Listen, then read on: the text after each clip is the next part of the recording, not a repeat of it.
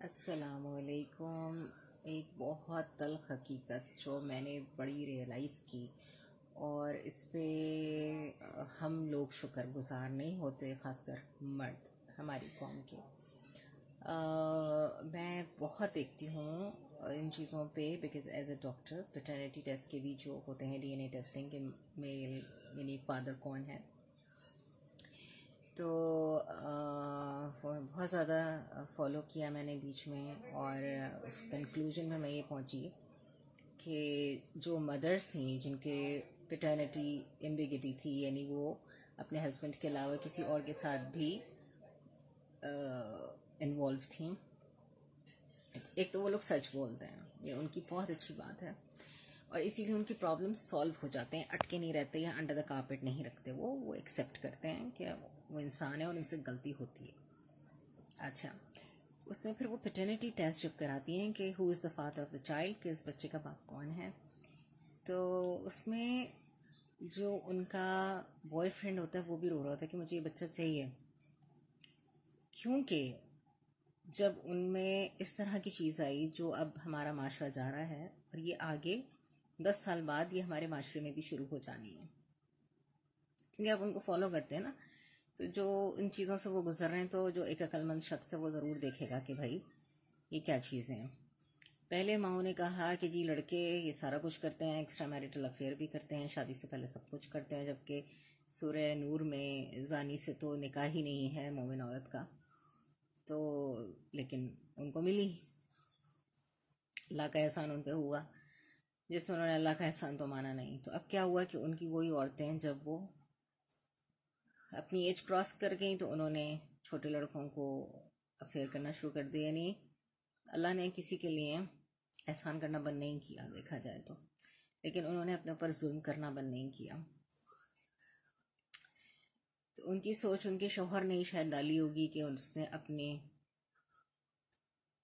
تو بڑھاپا ہی چل رہا تھا، ظاہر بات ہے جو کوئی اتنا فائنینشلی اسٹیبل ہو جائے گا، تو اس نے کہا کہ جی گھر وہ سنبھالے اور میں باہر افیئر چلاتا رہوں. تو اس نے کیا، اب اس کی بیوی کو موقع ملا تو اب وہ یوتھ سے کر رہی ہے.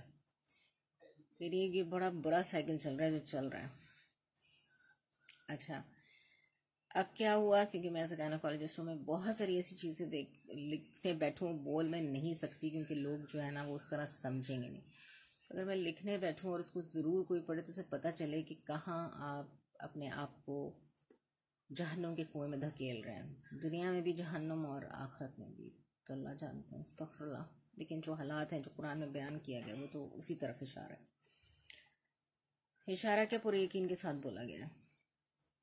لیکن پھر بھی یہ آپ کی مائیں ہیں جنہوں نے کہا کہ یہ لڑکوں پہ کوئی نہیں، کیونکہ اس نے بیبی تو کیری نہیں کرنا، تو زمانے میں بدنامی تو ہوگی نہیں، تو لڑکی کی ہوگی. لیکن اب 10 سال بعد ابھی آپ لکھ لیں، کیونکہ وہ چیزیں جا رہی ہیں جو انہوں نے غلطیاں کی، اس کا رزلٹ وہ بھگت رہے ہیں.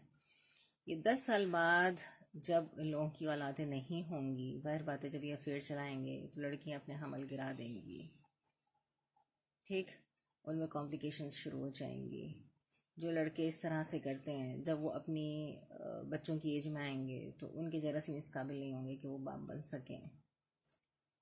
تو جب ان کی بیویاں جو ان سے چھوٹی ہوں گی زیادہ اسٹیبل کریں گے تو وہ تو 16 سال کی لڑکی کو چاہیں گے، تو پھر 20 سال کی بھی مل جائے تو غنیمت ہوتی ہے ان کے لیے، اس سے تو پر ہو جاتے نہیں.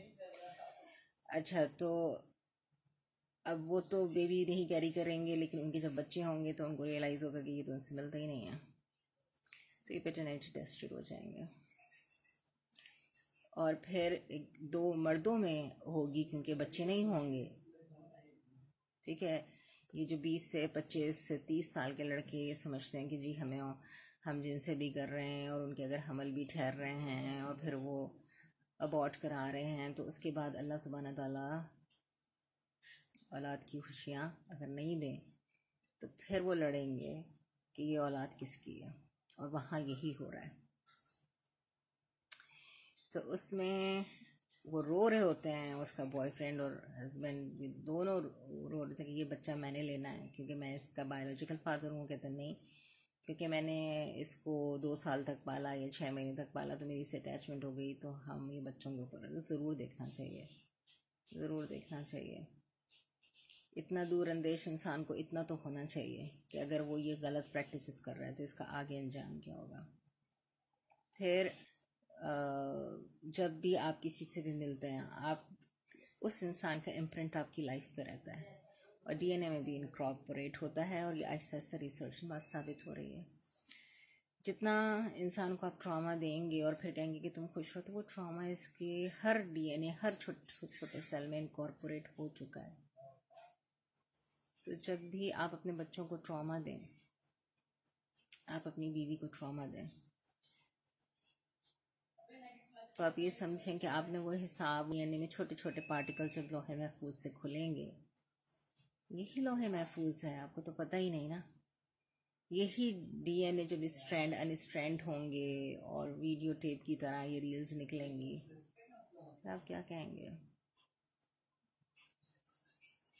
آپ کہیں گے میں نے نمازیں بہت پڑھی, کیونکہ آپ نے قرآن تو سمجھا ہی نہیں, آپ نے تو اس لائف کا ایسنس سمجھا ہی نہیں. ٹھیک ہے, آج وہ شخص جس کی 4 سے 5 گرل فرینڈ رہی ہیں سائیکولوجیکلی ill ہے, اس کی فیملی اورینٹیشن ہو ہی نہیں سکتی. اور اگر اس کی فیملی اورینٹیشن ہوتی تو اس کی 4 5 یا 6 7 گرل فرینڈس نہیں ہوتی. اس کو پتہ ہوتا کہ ہم نے ایک اپنا فیوچر بلڈ کرنا ہے تو ایک شخص ہی بہت ہے جس کو میں بلڈ کروں اور وہ مجھے بلڈ کرے اور پھر ہم اپنے بچوں کو بلڈ کریں. تو فیملی سسٹم تباہ عورت کی وجہ سے نہیں ہوا. جس حاکم ہوتا ہے نا اس کی وجہ سے ہوتا ہے.